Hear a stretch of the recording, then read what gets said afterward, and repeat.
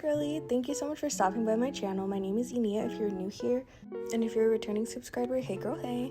Today I'm going to be doing a at-home curly cut. I have not been able to find anyone in my area that I feel like their work is respectfully good enough to touch my hair and not botch it or make it look completely awful, so I'm gonna just do it at home myself. I've been watching a ton of videos lately, and this is the method that I decided to go with, which is kind of just like mixed method of a bunch of different things that I've seen. But first we're gonna start by separating a small portion of the front part of our hair, not too much. I think I did a little bit too much, but you know, do even less. It's better to start with less than more, because we can always add more. We can't always make the hair grow back in a matter of seconds if we cut too much or cut it too short. So once we do this little tiny like headband section part, this part is going to be the part that is face framing.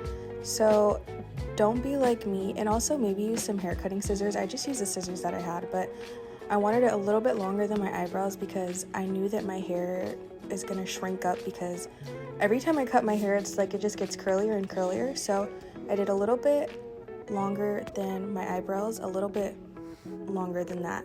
So kind of like my nose. Seeing how it looked kind of spooked me because it was pretty puffy, and I am doing this cut with dirty hair, at least the front part, because I kind of wanted an idea of what it would look like when it's dry. And for the longer parts, I'm just going in slanting it pretty harsh because I want it to be a lot of volume in this cut. I have like a triangle haircut right now, but I wanted it to be nice and round and more face framing vibes. Also, doing this with your curls a little bit more defined and dry would probably have been better, but you know, you live and you learn. It looks a little chaotic right there, but I was able to save it.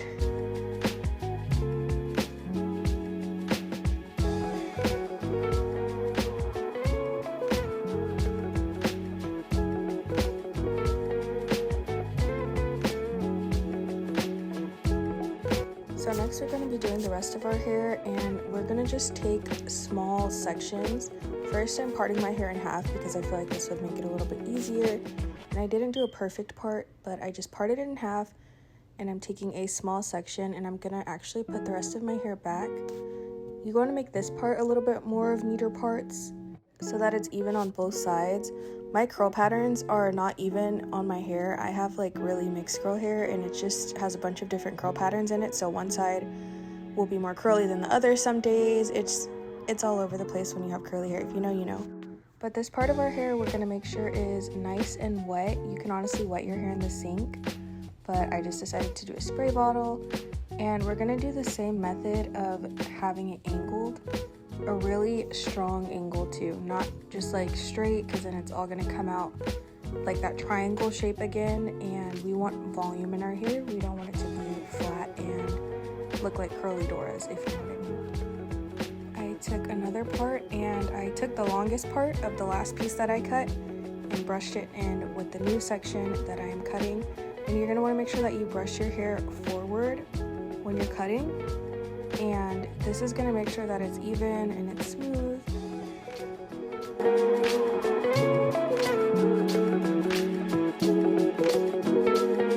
Also, ignore my hair being like 5 different colors right now. I was supposed to be going a little bit lighter and it just did not work out well.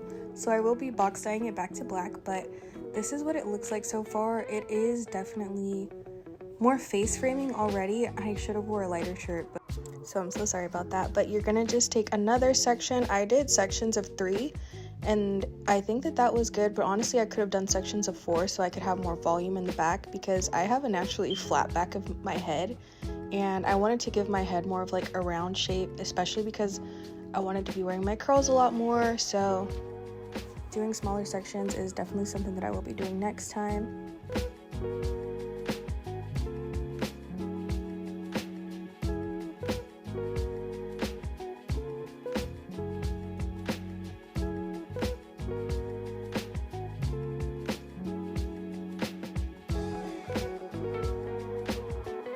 I did end up going and blending my bangs a little bit more, and now it is time to style it, which I'm so excited about.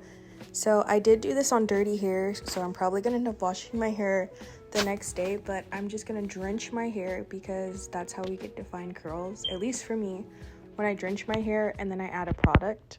So I'm actually going to be putting in a leave-in mask in my hair, and I'm gonna let it air dry. I was thinking about diffusing it, but I wanted to see how it would look if I didn't have time and I just had to let it air dry. So let's see how that turns out.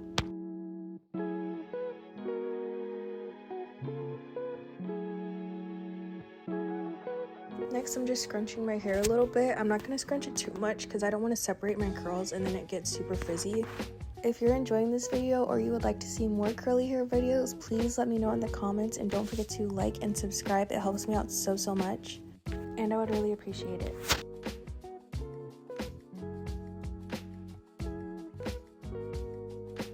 This is what the back of it's looking like. I know it is super hard to see because I have on a black shirt, but I ended up putting on a pink shirt. This is about 30 minutes into it drying. I know that it's not even, so unfortunately I'm gonna have to go in and do a couple more layers on my left side, but I thought it looked really cute. It definitely looks a lot better than before, and this was the end result at the end of the night, about like 3 hours in.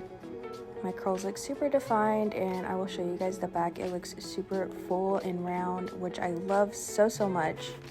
Let me know if you try this and if this works for you, and please don't forget to like, comment, and subscribe. I appreciate you watching so much, and I hope you have a great rest of your day. Okay, bye!